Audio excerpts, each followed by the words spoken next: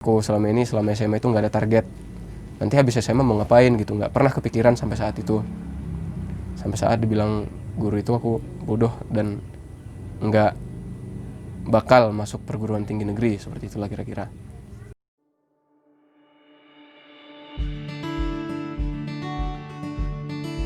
Namaku Aditya Kurniawan, usiaku 22 tahun. Saat ini aku sedang mencari pekerjaan karena baru menyelesaikan studi.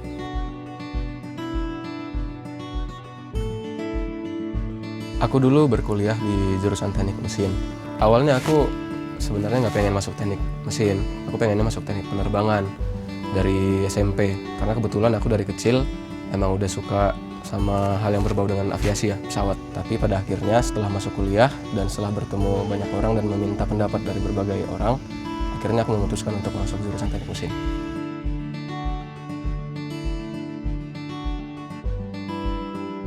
Masalahnya, aku dulu SMP di kampung, di kabupaten di Sumatera, yang mana itu bahkan bimbel nggak ada.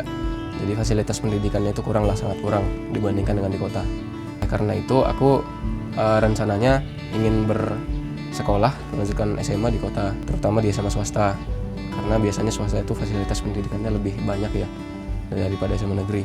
Tapi kenyataannya apa boleh buat, aku nggak diterima di swasta. Nggak lolos ujiannya, jadi diterimanya di negeri. Dari awal memang pengen masuk swasta, ditambah dengan proses pendidikan SMA negeri yang lebih longgar gitu, jadilah aku kelas 1 SMA itu malas belajar. Aku menemukan main game itu lebih menyenangkan daripada belajar. Dan itu berlangsung hampir 1 semester penuh, seperti itu aja. Aku nggak ada kursus juga, jadi tiap pulang sekolah main game, pulang sekolah main game, gitu aja terus. Sampai akhirnya nilaiku jadi jelek, jadi turun semua di semester itu. Karena itu orang tua aku ngelihat nih, nilaiku kenapa jelek-jelek. Akhirnya aku disuruh, lebih tepatnya mungkin dipaksa bimbel. Tapi tetap aja aku ya udah awalnya malas, ya pasti malas. Bimbel juga aku kayak datang, duduk paling belakang, terus pulang. Nggak ada diskusi sama sekali sama tentor. Kelas 2 nilaiku jatuh. Kelas 2 itu nilaiku yang paling jelek, bahkan aku nggak masuk 20 besar dari 30 orang. Orang tuaku komplain lah sama aku, kenapa nilainya jelek. Mau bagaimana dibilang, aku memang awalnya udah malas. Ya udah, aku bilang aja ke orang tua kalau misalnya aku nggak niat belajar gitu lah. Aku sama sekali nggak ingat perguruan tinggi segala macam itu di kelas 2. Hingga akhirnya satu saat, jadi adalah insiden dengan guru. Gurunya bilang aku bodoh gitu ya. Nah dari situ aku mulai kepikir apa yang udah aku lakukan selama ini. Aku selama SMA itu nggak ada target. Nanti habis SMA mau ngapain gitu, nggak pernah kepikiran sampai saat itu. Sampai saat dibilang guru itu aku bodoh dan nggak bakal masuk perguruan tinggi negeri, seperti itulah kira-kira. Jadi semenjak itu aku mulai mikir, kalau aku main game terus, kalau aku nonton TV terus, malas-malasan terus, nanti aku jadi apa habis SMA, mau ngapain habis SMA gitu.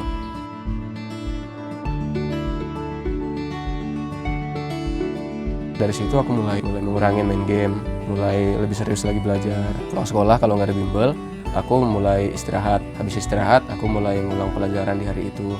Itu aku lakukan tiap hari.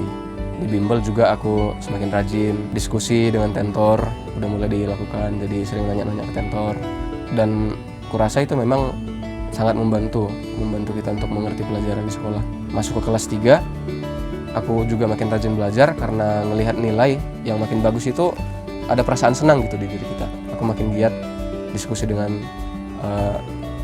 tentor di bimbel, yang bahkan hari itu aku nggak ada bimbel tapi aku ke bimbel cuman buat diskusi sama tentor, menanyakan pelajaran yang aku nggak ngerti. Karena aku udah makin rajin belajar, di kelas 3 rankingku itu naik, udah masuk 10 besar. Karena itu aku jadi makin pede lah untuk bisa lolos SBMPTN, ujian tulis ke perguruan tinggi yang bagus. Aku pasti bisa masuk teknik penerbangan yang memang kuinginkan dari kecil. Aku mikirnya aku masuknya itu ya nggak mungkin dari jalur undangan, karena mengingat nilaiku itu dari kelas 1 itu udah jelek, udah nggak pernah masuk 15 besar, 10 besar, pasti nggak masuk undangan. Jadi aku fokusnya itu ke ujian tulis. Sampai kelas 3 semester akhir udah banyak tryout dari bimbel yang ku ikutin, tapi ternyata passing grade-ku nggak pernah nyampe teknik penerbangan itu tadi. Apa aku kurang belajar, atau aku kurang efektif belajarnya, atau aku ganti aja pilihan jurusan atau pilihan kampusku, cari yang sesuai aja sama kemampuanku. Sampai akhirnya satu hari aku setelah selesai belajar, aku berdoa lah sama Tuhan. Aku sampaikan keinginanku, aku sampaikan tujuanku, apa yang kuinginkan ya masuk ke perguruan tinggi tadi, negeri, di jurusan yang kuinginkan. Aku mintalah pertolongan sama Tuhan, gimana supaya aku bisa dimampukan untuk masuk ke situ gitu. Habis itu aku hari-hariku itu kuisi dengan latihan soal, terus menerus fokus ke tujuan, nggak pernah lagi main game, selalu latihan soal, karena aku ngerasa bahwa practice itu make perfect ya, practice make perfect. Selain latihan soal, aku juga baca teori dari buku. Aku cari-cari teori yang dimana itu bagian itu belum aku terlalu mengerti. Aku juga nonton YouTube, memanfaatkan semua fasilitas yang ada untuk menambah pengertianku tentang satu topik yang aku belum mengerti. Juga diskusi ke bimbel dengan tentor. Diskusi itu nggak jadi tanya jawab, nggak jadi sekedar ajar mengajar, tapi aku jadi diskusi sama tentor, kayak nanya kenapa begini, kenapa begitu, apakah ada cara lain yang bisa lebih cepat dari cara itu, seperti itu jadinya. Dan aku ngerasa semenjak itu proses pembelajaranku tuh lebih efektif lagi.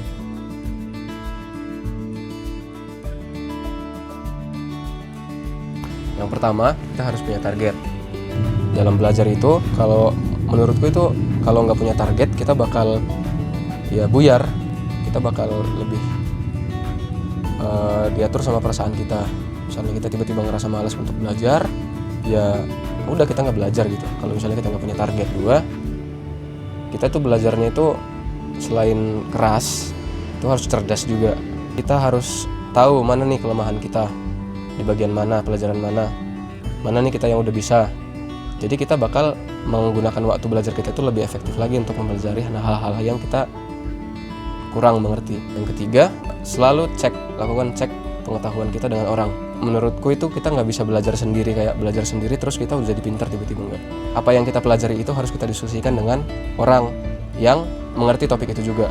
Contohnya tentor di bimbel atau teman kelas kita di bimbel. Nah, kita itu harus sering-sering berdiskusi, harus sering-sering ngerjakan soal bareng-bareng sama mereka, karena bisa saja dengan berdiskusi tersebut kita menemukan nih bahwa mereka itu dalam mempelajari topik tersebut caranya mungkin lebih efektif dari kita yang sudah mempelajari topik tersebut. Jadi dalam menyelesaikan soal kita bisa lebih cepat. Nah, yang terakhir, yang keempat dan yang paling utama, kita harus berdoa sama Tuhan. Kita harus minta kekuatan dari Tuhan untuk belajar, untuk mengalahkan rasa malas, dan juga kita harus minta doa dari orang tua juga sebelum kita belajar.